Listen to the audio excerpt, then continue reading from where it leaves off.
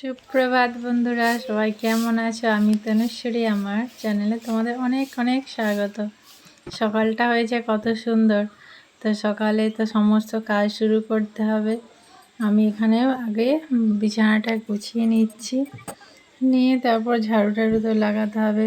সকালে বিছানাটা আগে গুছালে ভালো লাগে।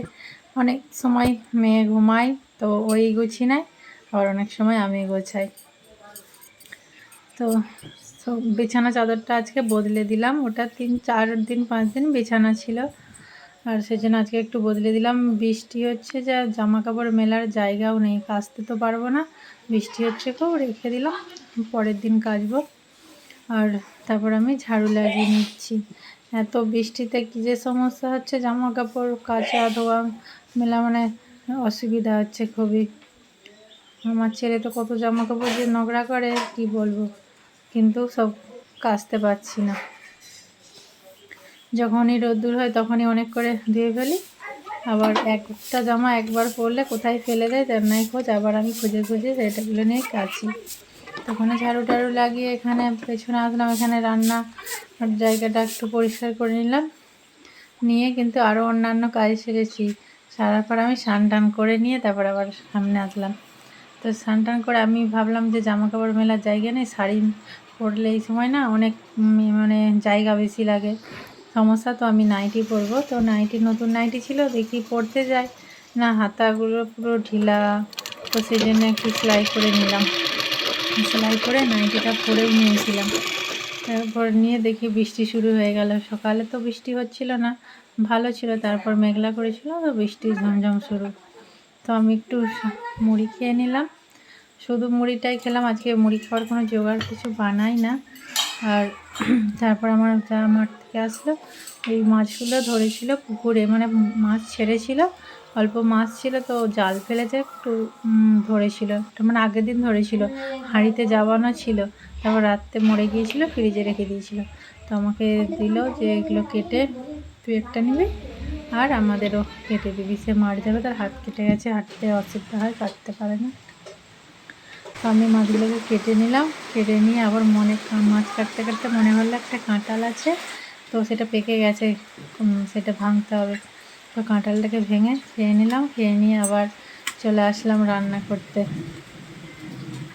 এখানে যে বৃষ্টির জল টিপ টিপ করে পড়ে, সেই জন্য ওখানে সবসময় আমাকে গামলা দিয়ে রাখতে হয়। তো ভাতটা বসিয়ে দিলাম, 3টে পটল ছাড়িয়ে ওতে দিয়ে দিলাম। কি রান্না করব সেরকম খুঁজে পাচ্ছি না, তো ওই মাছটা দিয়েছি, মাছটাই রান্না করছি, মাছের ঝাল হবে।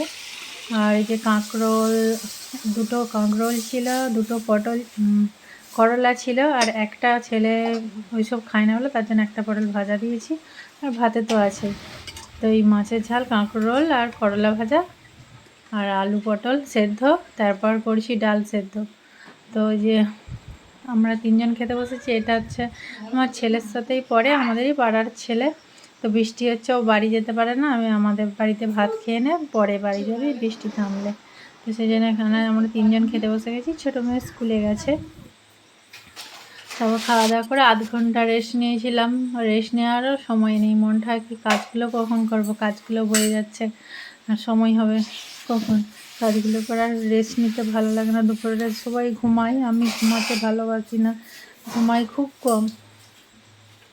তো এখানটা ফ্রিজের ওপর আমি ডিম আর কাঁঠালে কলা বাজার থেকে এনেছিলাম, তো ফ্রিজের ওপর রেখেছিলাম। আমাদের এখানে একটা জন্তু আছে, উটবিড়ালি বলে, তো আমি জানি না সবাই কি বলে, তো আমাদের এখানে এটাই বলে। তো সেই জন্তুটার মানে আমরাও ঘরে খিল লাগাবো একটু পরেই, বাস এসে হাজির।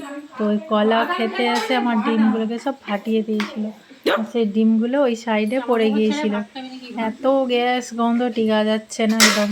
তো সেই জন্য ফ্রিজটাকে সরিয়ে হলো পরিষ্কার করলাম ফ্রিজে। তো অনেক কিছুই করলাম, কত কি বকবক করে গেলাম। তারপর আমি দোকানে গেলাম, রাত মানে 8টার সময় আসি, আসার পর একটু বসি, তারপর আবার খাওয়া দাওয়া শুরু। দুপুরের যা থেকে আমরা তাই খাই, আর ডিম আরে ভেজে নিই, এটা ওটা একটু করে নিই। তারপর ঘুগনি করেছিল বিকালবেলা মেয়ে, তো মেয়েরা মাছ খায় না, তো আর তার জন্য আজকে কিছু রান্নাও সেরকম হয় না। তো এই দিয়ে আমাদের রাতের খাওয়া দাওয়া। ভিডিওটা ভালো লাগলে অবশ্যই পাশে থেকো। আজকের মতো টাটা, দেখা হবে আবার পরের ভিডিওয়। Good night.